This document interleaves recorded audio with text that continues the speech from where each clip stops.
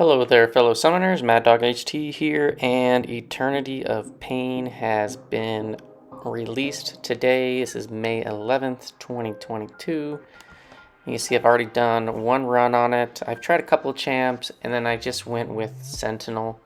So this node's got Force of Will, it's got Biohazard, Vital Strikes. If they hit you into the block, they're going to regenerate.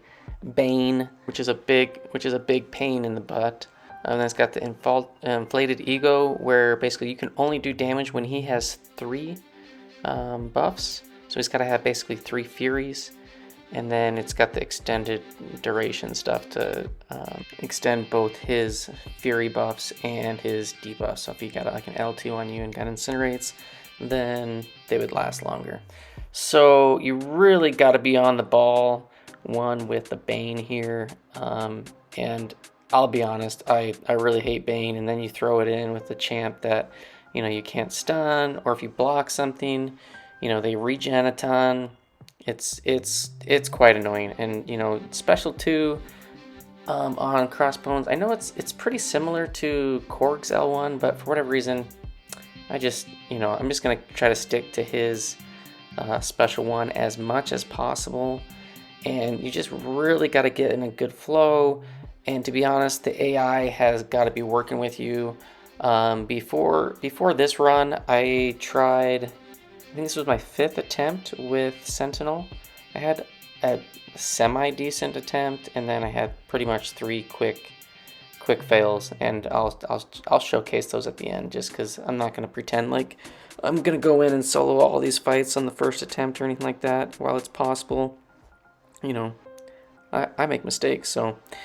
and I tried a few other champs as well, such as I tried the first one I tried was Dormammu. I actually just took Dormammu to rank 3 last week, mainly for Alliance War defense with this next season's tactic. Look, man, he blocks stuff, man. Whew. The regen that he gets is pretty crazy. But I tried him. He just hits so weak. And really, pretty much everything in his kit, in Dormammu's kit, is going against him, with the medium power steals, the special 1 nullifying all the Furies, the special 2 power locking. Like, he's just not ideal. Can he solo? I'm sure he could. I might try it a few more times, but his damage is really, really bad without being able to get those detonations off, which is a little bit more tricky with the Crossbones.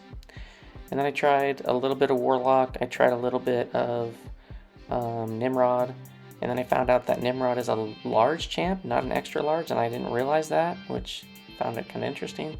So I just decided to go with Sentinel. Guy in my battle group, Wear Him, he's actually one of the last year's Summoner Showdown finalists. He loves Sentinel, and so I was like, yeah, he soloed with his rank 3. I'm like, yeah, I'll give it a go with the rank 2. And Sentinel, he does feel really slow and clunky on those dashbacks, but he just always seems to be out of range. And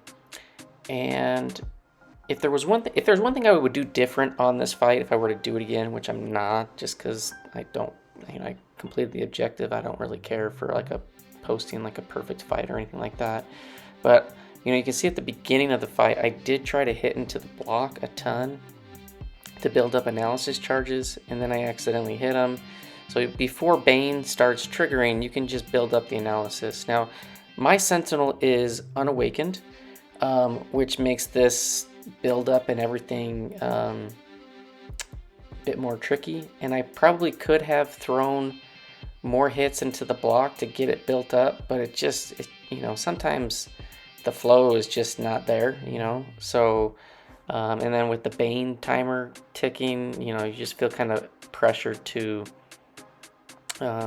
get your hits in, and mainly I'm just trying to keep pushing him to special 1 and then counter. And as long as he's throwing special 1s, I feel like the fight can be pretty well controlled. And then you want to throw special 2s as much as possible. You can see I do throw a number of special 1s, and that's just mainly because Bane was coming around, and that was my end to make sure that it got disabled immediately without taking the Bane damage. You see I've taken quite a bit of Bane damage. And I'm trying not to panic. I get a nice little intercept there. Just one hit, back off, and then we just keep going at it. I do feel like if you cut a lot of your combos short with like 3 hits, 4 hits, and he's just over a bar, generally Crossbones will be fairly willing to throw it, just kind of like right there. And then dash back, light intercepts to keep kind of just pushing him to special 1. And yeah, rinse and repeat. With him throwing a lot of special 1s, he's going to have Furies. With you throwing special 2s, it's likely that he can shrug off some of those Incinerates. Like right there, he shrugged off 2 of them. Got some Furies, so you can kind of make sure that you always have enough Furies up to be able to do damage, because if he's got 2 or less, you get no damage. And this fight's not looking too great, you know, just over halfway down and 13% left. But I was able to play fairly well and get the Bane transfers off. And the one nice thing is towards the end, you know, the Bane potency is dependent on how much health the defender has. So now that he's, you know, at 33% health left, you know, when the Bane does get transferred over to me, it's not massive like it is at the very beginning of the fight. Yeah, Sentinel is taking him down. Again, you know, throwing some special 1s here and there if my combo cannot cross over that Bane transfer. So trying to bait special 1s as much as possible and then nuke him down with special 2s.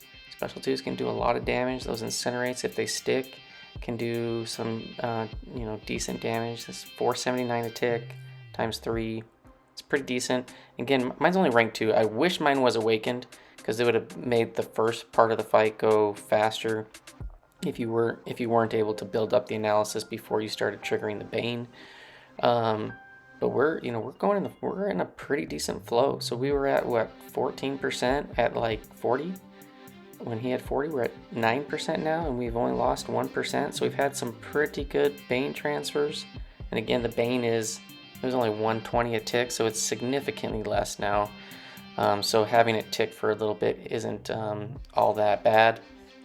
And we're just trying to close this out. He hits into our block a little bit, and he regens, but that's okay. We're gonna hit him with a special 2 here in a second. We're trying to get the Bane to line up, and it does just right. We get some Incinerates off. He shrugs off a few of them, and we go in for one last tap, and we get the solo. And you know, you don't need to solo this fight. If you use items, yeah, you know, you get the same rewards as a solo. So if you get a decent run in and you feel like you're just, you know, want to be done with it, pop a little revive, finish them off. So you get 1 gold on completion. And we're gonna go over to the objectives. We get the large and in charge, that's the XL objective, and then the birds of a feather, which is the villain objective. So we get both of those. We have to do the bye nullify, that's the mystic objective, and that's for Paragon players. So I'll be working on that. I'm not exactly sure if I'll try to do it with Dormammu or I'll possibly do it with Man-Thing. It's probably those were my best options. So that was my first attempt. Got some, you know, decent run in, but then I had stuff like this where I went right back in and I just like, nah, quit. Come back in. No, we're done. And then one more where I just go in. So these were my 4 attempts before the solo. 5th attempt did it. Hopefully this helped. Hope you enjoyed. Thanks for watching, and I'll see you guys in the next one. Peace.